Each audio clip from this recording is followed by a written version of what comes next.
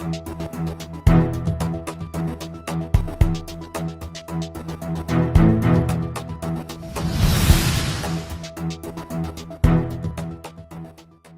င်္ဂလာပါခင်ဗျာရန်ကုန်ခေတ်သစ်ကနေနောက်ဆုံးရရှိထားတဲ့သတင်းအသစ်များကိုတင်ဆက်ပေးပါတော့မယ်ပထမအဦးဆုံးစစ်တပ်အုပ်ချုပ်သော9နှစ်တာကာလအတွင်းတိုင်းပြည်ဒိုးတက်ခဲ့သည်ဟုပြသနိုင်ရန်မင်းအောင်လှိုင်ကဘတ်ဂျက်နှင့်ကုန်သွယ်ရေးကန်တာတွင်လုံငွေပြသမှုကိုရှော့ချခိုင်းပြီးစည်ရင်းအပိသက်ချော့ခိုင်းနေကြောင်းသက်ဆိုင်ရာဗဏ္ဍာရေးနှင့်အခွန်ဝန်ကြီးဌာနထံမှစုံစမ်းသိရှိရပါတယ်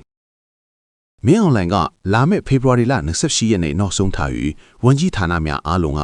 မလအတွင်ဖြစ်ပေါ်လာမယ့်အစိုးရတပ်ထံသို့ငွေကြီးစီရင်ဘတ်ဂျက်စီရင်ရွှေ့ပြောင်းနိုင်သောစီရင်နှင့်မရွှေ့ပြောင်းနိုင်သောစီရင်များစီရင်ချုပ်၍လွှဲပြောင်းရန်ပြင်ဆင်ခိုင်းနေရာတွင်ထက်ဆိုင်ရာဗဏ္ဍာရေးနှင့်အခွန်ဝန်ကြီးဌာနအနေဖြင့်ဘတ်ဂျက်လုံငွေပြမှုနှင့်ကုန်ထွက်ရေးလုံငွေပြမှုများကိုတက်နိုင်သမျှလျှော့ချကာ9နှစ်တာကာလအတွင်းကုန်ထွက်ရေးပုံငွေပြမှုနှင့်နိုင်ငံတော်ဘတ်ဂျက်တွင်အနုလက္ခဏာနည်းအောင်စီရင်ချုပ်ခိုင်းနေကြောင်းတက်ဆိုင်ရာဗဏ္ဍာရေးနှင့်အခွန်ဝန်ကြီးဌာနတရင်ရေးတွေကပြောဆိုပါသည်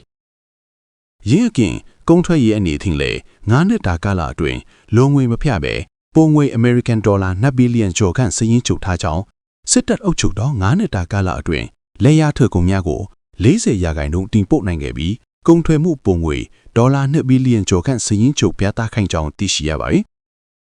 မင်းအောင်လှိုင်ကစစ်တပ်အုပ်ချုပ်သော9နှစ်တာကာလအတွင်းစီးပွားရေးတိုးတက်ခဲ့သည်ဟုစည်ရင်းလိမ်လည်ပြသရန်စေခိုင်းတော်လဲ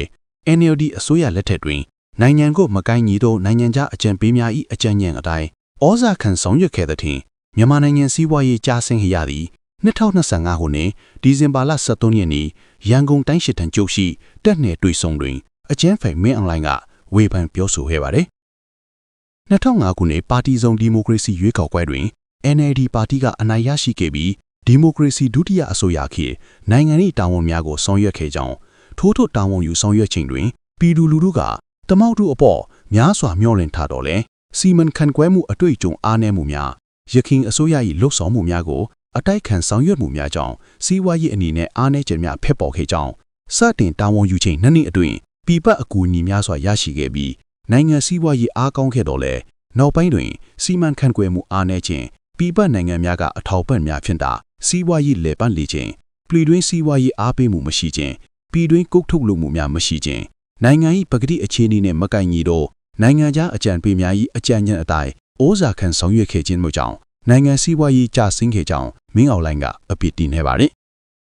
ပြည်သူလူထုကတမောက်တို့အပေါ်အယုံကြည်အားနည်းသွားတဲ့ဖြင့်2020ခုနှစ်ရွေးကောက်ပွဲတွင်အနိုင်ရရှိနိုင်ဖို့စိုးရိမ်ပူပန်မှုမှဖြစ်ပေါ်ခဲ့ပြီးရွေးကောက်ပွဲကျင်းပပြုလုပ်ခဲ့ခြင်းတွင်မဲမတမမှုများကိုဆောင်ရွက်ခဲ့ခြင်းဖြစ်သည်ဟုသုံးသပ်တွေ့ရှိရကြောင်းမင်းအောင်လှိုင်မှပြောဆိုပါတယ်